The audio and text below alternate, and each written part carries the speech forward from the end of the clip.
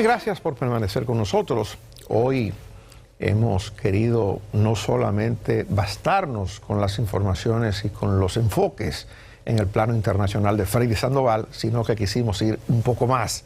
Hemos invitado a un experto en política internacional, Iván Gatón, quien nos acompaña para evaluar los acontecimientos más importantes que se han producido en el año que cerramos, 2024, y la repercusión que estos pudieran tener para el próximo año o para los próximos años. Iván, buenos días, bienvenido. Un placer estar con ustedes, muy buenos días.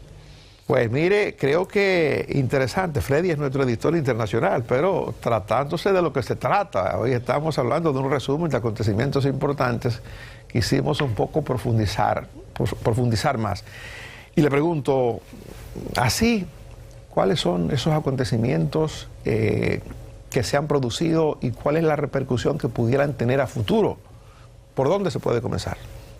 Creo que lo más importante en el ámbito internacional es el triunfo de Donald Trump, porque dependiendo de Estados Unidos, que es la principal potencia del planeta, va a seguir marchando el mundo, y más cuando tenemos una guerra como la guerra de Ucrania, que Trump planteó que es una guerra que él la resuelve al poco tiempo de llegar, y yo creo que no está esperando ni siquiera llegar, porque ya tiene un enviado especial que está trabajando en esos menesteres, a un punto tal que también Trump deja saber que Putin le dijo que quería tener una reunión lo más pronto posible con él.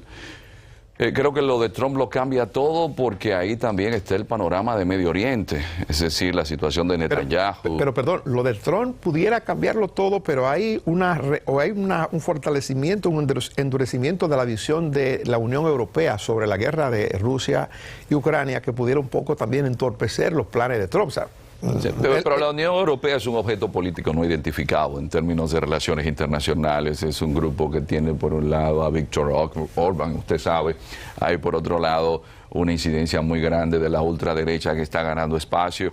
Además, la OTAN depende de Estados Unidos. Entonces hay que ver que la Unión Europea no tiene el peso político-militar a nivel internacional. De hecho, algo que debemos mirar con más detenimiento es que antes países como Francia o como Alemania o como Italia individualmente tenían un peso muy fuerte en la arena internacional. Ahora no, ya no lo tienen. ¿Y hasta qué punto ese elemento que Daniel le cita de la victoria de Trump porque ¿qué es lo que pasa? Europa está mucho más interesada en detener el expansionismo ruso que Estados Unidos. Trump se puede llevar mejor con Putin, incluso limitar las ayudas a Zelensky y llevarlo a que ceda parte del territorio, pero eso pone nervioso a los aliados europeos. Se habla de que pudiera iniciarse una nueva era armamentística, entonces que Alemania diga, bueno, me armo, que Italia diga, bueno, pues entonces me armo, si no puedo contar con Estados Unidos y la OTAN, entonces inicio un proceso de fortalecer mi capacidad militar. Sí, pero es que todos se están armando con el complejo militar industrial de Estados Unidos, y el aumento de sus presupuestos más de un 2% es dejar de hacer inversiones en el ámbito sanitario, en el ámbito de la salud, para dedicarlo a un complejo militar industrial que mayormente depende de Estados Unidos. El gran beneficiado de todo esto es Estados Unidos. De hecho, don Freddy recordará que la Ostpolitik de los alemanes, en este caso creo que fue Willy Brandt, la Ostpolitik lo que buscaba era un acercamiento de esa Europa. ¿Con quién? Con Rusia. Entonces, cuando le preguntaban a Merkel recientemente sobre si ella fue ingenua o no cuando se acercó a Putin, dice, mire, es que usted no puede desconocer que es una potencia nuclear, pero aparte de eso es que el crecimiento económico de Alemania depende del gas barato ruso. Entonces, ¿cómo yo me desligo de quien me hace competitivo en términos económicos? La economía alemana se ha estancado. Y el expansionismo ruso no es algo de Putin. Yo creo que los europeos saben muy bien que eso es de una mujer, eso es de Catalina la Grande. Ella decía que la mejor forma de defender las fronteras rusas es expandiéndola, a un punto tal que ella es la que lleva a Rusia hasta lo que es el Báltico, Estonia, Letonia, Lituania, e incluso aquí se mezcla una figura latinoamericana que no es ponderada en su justa dimensión, que es Francisco Sebastián de Miranda. Nosotros tenemos un busto a su nombre en la avenida Abraham Lincoln con Bolívar, que es el gran precursor, porque Miranda fue incluso amante de ella, porque ella es la que se expande a Crimea con Potenkin, y Potenkin es el que invita a Miranda, y cuando Miranda llega ya recibe privilegios económicos de parte de ella, porque él era el que iba a liberar a América. De hecho, él es quien involucra a Bolívar, pero en un hecho poco comentado, Bolívar luego, por un asunto de visión, lo traiciona. Quien incluye a Bolívar en el proceso de las logias es él. Iván, cafecito Santo Domingo, café del bueno. Y quiero que volvamos un poco. Y puntualmente, ¿usted piensa que Trump, como dijo, va a concluir rápido la guerra en Ucrania y a conseguir la paz en Oriente Próximo? Aquí hay que ver un asunto más de fondo. Hay un historiador llamado Robert Kagan, o Kagan, como quieran pronunciarlo, K-A-G-A-N, que es el esposo de Victoria Nuland, que es a quien se le señala como la autora del Maidán, y es incluso a quien los servicios de inteligencia rusos le toman una conversación donde ella utiliza un término muy vulgar en contra de los europeos. Y es la persona que viene del ala republicana, pero que luego se va al lado demócrata con el esposo, porque no querían nada con Trump. Entonces aquí hay temas personales. Entonces Trump lo que quiere es cambiar una política que ya había utilizado Nuland, que renunció, recientemente renunció, porque también la corrupción, Ucrania es uno de los países más corruptos del mundo, y entonces se está hablando de que se va a investigar cada uno de ese dinero, que es una obligación de los congresistas de cada estado, investigar en qué se gastó. Y entonces se dice que ella se fue antes de, porque Trump viene de una línea política que es distinta a la de ese grupo demócrata que sabía que simplemente habiendo dicho no entra Ucrania en la OTAN, la guerra no hubiese sido posible, no se hubiese llegado a la guerra. Yo creo que eso es un elemento que no podemos pasar por alto. Yo siempre digo algo con relación a lo de Ucrania. Si se hizo el Pacto de Varsovia y la OTAN es para detener el Pacto de Varsovia, gana Putin, Tony Blair llama a Bill Clinton y le dice, oye, ganó uno de los nuestros, va a sustituir a Yeltsin, un hombre nuestro. Le dice Clinton, ¿cómo? Dice, sí, ella ganó Putin. Putin es un hombre que iba a pasarse las vacaciones de verano con George Bush. Le prestaba bases militares para atacar en Afganistán. Putin es un hombre que pide ingresar en la OTAN. Entonces la lógica es la siguiente. Lo de Rusia no es paranoia histórica.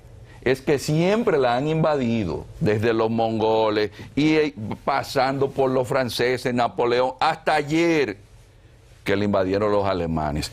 Y si después de la Guerra Fría tú me estás expandiendo la OTAN y no quieres que yo esté en la OTAN, si yo no estoy en la mesa es porque yo soy el menú. Claro. Ahora, Iván, a todo esto, ¿qué papel juega China como la segunda potencia?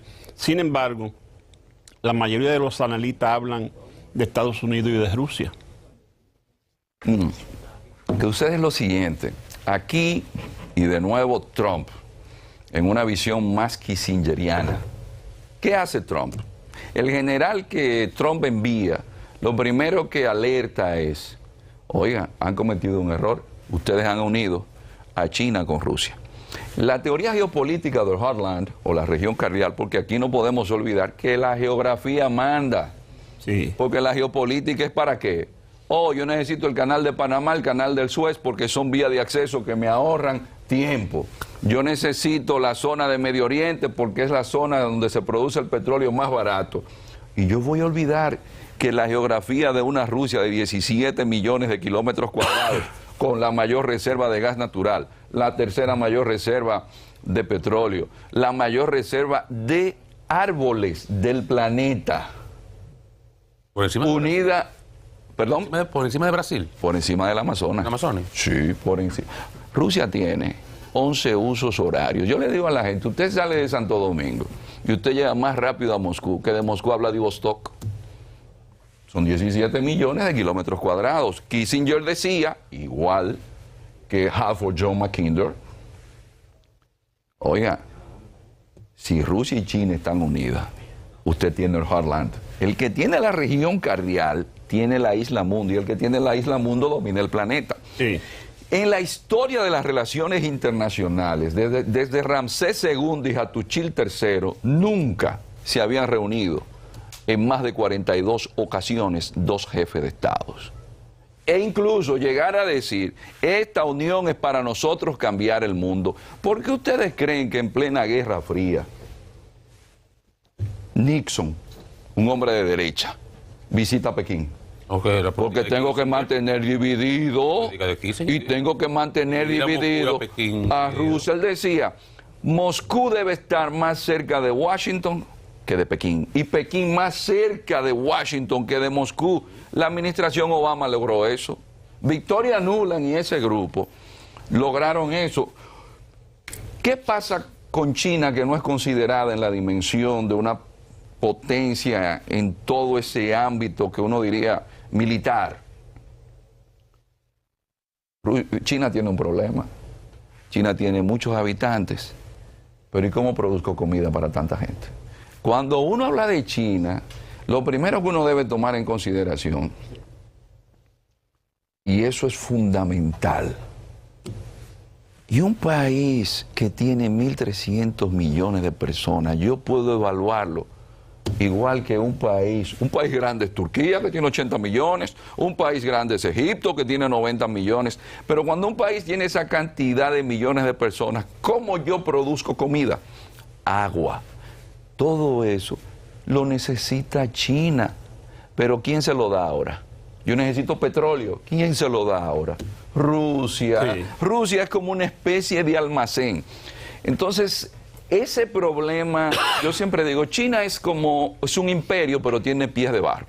Porque hasta el Quijote, en un momento dado, Sancho le pide unos consejos a Don Quijote para ir a gobernar la ínsula Barataria y le dice, recuerda, Sancho, que lo primero que debes tener resuelto es el habituallamiento, la comida de la gente, porque quien nada no tiene, perder no puede, como no sea la vida, y esta la da por perdida. Cuando una población pasa hambre, la gente se subleva. Sí. Por eso es que China está buscando, ¿dónde? Tiene fincas en África, tiene fincas en América del Sur. Estados Unidos es uno de los principales suplidores hasta de arroz. En Estados Unidos hay edificios de cerdos para suplirle a China. Entonces, esa China no tiene esa parte, sí tiene el poder económico, tiene poder, tiene el brazo económico, pero no así esa base militar. Iván, veamos lo de Siria. ¿Qué repercusión pudiera tener? Para mí lo de Siria demuestra una nueva reconfiguración que no ocurría en el tablero internacional desde los acuerdos Sykes-Picot de 1916. Ahí se está configurando un nuevo mapa regional. Y también nos muestra un mundo multipolar. Antes uno veía Estados Unidos y Rusia, esos dos determinan. No, pero ahora hay que hablar con Turquía. Quien determina en Siria ahora es Turquía. Pero un elemento interesante, en contra de los mandatos de Naciones Unidas, Netanyahu se extiende en el área del Golán y habla de asentamiento de colonos. Es una nueva reconfiguración. Pero otro elemento, ganan los fundamentalistas musulmanes. Los que van a dominar ahí son fundamentalistas musulmanes. Pero Siria tiene un área que es kurda. Pero oímos hablar de los kurdos, pero ¿sabemos quiénes son los kurdos? Son más de 35 millones de personas que no tienen un Estado, que fueron engañados en los tratados de Sèvres, de Lausanne, y que son un problema grave para Turquía, porque el PKK, o el Partido del Kurdistán, que dirigía, porque los servicios secretos de Turquía lo hicieron preso en Italia, Abdallah Öcalan, son para ellos un grupo terrorista, pero en Turquía viven 15 millones de kurdos. Pero los kurdos vienen desde los tiempos de los medos. Pero esos kurdos tienen problemas, ¿dónde? Con los iraníes. Los iraníes, la zona de la frontera con Irak. En el norte de Irak. En el norte de Irak tienen problemas. Pero el Daesh, quien lo detiene con apoyo de Estados Unidos, son los kurdos. Y un caso interesante, y para que los amigos, es una anécdota un poco, una precisión muy cultural. La gente del Daesh, o del ejército islámico de Irak y el Levante, que dirigía el califa Abu Bakr al-Baghdad, el Ibrahim, ellos entienden que están en una yihad o guerra santa. Sucede que cuando usted muere en guerra santa, usted va directo para el cielo y le tocan 71 mujeres, vírgenes. Y con un dato interesante, que el orgasmo no es de segundos, eso dura todo el tiempo que usted no se imagina. Tú estás cogiendo lucha en el desierto y te ofrecen la otra. Pero sucede que usted no puede morir en manos de una mujer. ¿Y qué han hecho los kurdos? Batallones de mujeres. Entonces están los yihadistas asustados, porque si me mata una mujer, no va al cielo. No voy al cielo, me quedo sin huríes. Entonces los kurdos, ustedes van a ver batallones de mujeres, tanto en el frente iraní, tanto en el frente iraquí, como en el frente sirio. Entonces, la situación para el nuevo gobierno, dice Golani, un Estado debe tener el monopolio de la violencia. Y no pueden existir grupos armados, cuando lo visita el jefe de los servicios de inteligencia turco. Pero, ¿desarmarán ellos a los kurdos? ¿Se dejarán los kurdos desarmar? Pero el otro lado, hay que verlo. ¿Dónde tiene Rusia una base naval? En Tartus, que es donde están, ¿quiénes? Los alawitas, porque ahí hay que ver los microcosmos étnicos, religiosos. El otro dato, están los alawitas, que son chiitas, pero, y los cristianos, que están ahí desde los tiempos de Saulo de Tarso, que es allá en Damasco, que Saulo tiene la famosa visión aquella. Iván, vamos a ver, antes de pasar, que nos ha traído un libro interesante del que quiero comentar algo, antes de pasar ahí, República Dominicana, en el contexto internacional, elección del presidente Donald Trump, que asume el 20 de enero, relación China-República Dominicana, el celo de los Estados Unidos por esa relación que todavía estamos viviendo cosas. O sea, ¿qué se proyecta para el 25 frente a República Dominicana y sus relaciones con el mundo? Oh, la República Dominicana tiene una maldición o una bendición, que es la ubicación geográfica y los recursos que posee. Una bendición. Todo depende de cómo se utilice. Todo depende de cómo se utilice. Es un país que tiene la variedad microclimática de un continente, tiene todo tipo de minerales y la ubicación geográfica es determinante. Y sucede que esa determinación geográfica nos produce una enfermedad geográfica, que la conocieron los polacos en su momento con los alemanes. Cuando usted está cerca de un imperio, usted tiene que acogerse a los lineamientos del imperio. Y más cuando usted tiene un flujo de comercio exterior de más de un 80% con ese imperio, donde el Banco Central dice, hey, ingresaron de remesa más de 9.000 millones de dólares. Entonces dice, ¿cómo? Espérate. Entonces yo voy a inventar con el que también me envía el 60% del turismo. Es decir, las bases en las que se sustenta la mesa en la que se pone la economía dominicana está íntimamente vinculada a Estados Unidos. Entonces, nosotros dependemos mucho y eso hay que tomarlo en consideración. Aquí la gente pasa por alto que Trujillo, que nació con el bachillerato aprobado en términos de gerencia, se dio cuenta que en Estados Unidos había que pagarle hasta el Washington Post, a New York Times, había que tener dinero en relaciones públicas. El propio Nixon tenía una mesada con Trujillo de $20,000. Nixon llegó a venir aquí y cuando siendo vicepresidente, y cuando se iba, que la esposa se encontró en el asiento con un collar que Trujillo le había dejado, se devolvió a saludar a Trujillo. Pero cuando Nixon era un simple legislador en California, ya Trujillo lo tenía identificado. Hey, invitamos aquí. Y eso es una señal de que siempre los vínculos nuestros han estado muy ligados a Estados Unidos y que es evidente. En la teoría geopolítica, porque el análisis aquí no es ideológico. Eso es ideología, eso es para don Freddy y la gente amiga de él, del Pacoredo y del PCD y del MPD. Eso era los amigos de él. Que estuvieron siempre infiltrados. Por él. Y después fue que se dieron cuenta. Ahora, Freddy no era de ellos. después fue que se dieron cuenta que estuvieron siempre infiltrados. Iván, la derecha experimentó un avance considerable durante este año 2024. ¿Pudiera seguir ese avance y avanzar aún más en el 25? Sí, por un tema de que en el mundo occidental existe una guerra civil incruenta.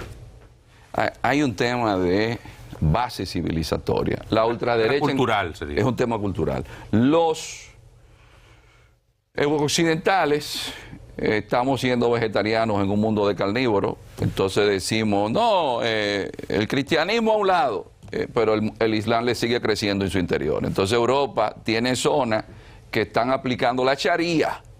Entonces dice, pero espérate, pero yo no estoy teniendo hijos. Y sucede que el futuro es la demografía. Los hombres que peleen espada y no de bronce, las mujeres que se dediquen a no tener... Y todo es mi autopercepción. Hoy yo me percibo que soy un doctor en astrofísica, hay que aceptárselo. Entonces, sucede que Huntington ya había planteado el choque de civilizaciones.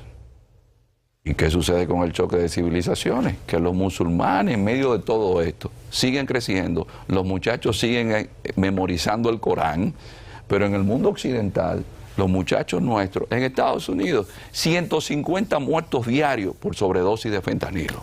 Entonces, espérate, ¿qué es lo que está pasando? Entonces, esa guerra civil incruenta, ¿qué hacen la ultraderecha? Dicen, mira, son los valores. Por eso gana Trump, porque Trump se metió evangélico ahora. Sí.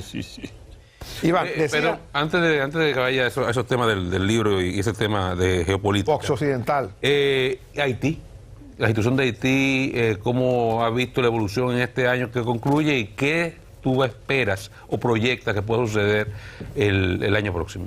Bueno, Haití, yo lo que sí puedo decir, y es muy evidente, que falta un interés real de la comunidad internacional para ayudar a resolver los problemas. Ninguna pandilla, ningún grupo se mantiene sin recursos económicos.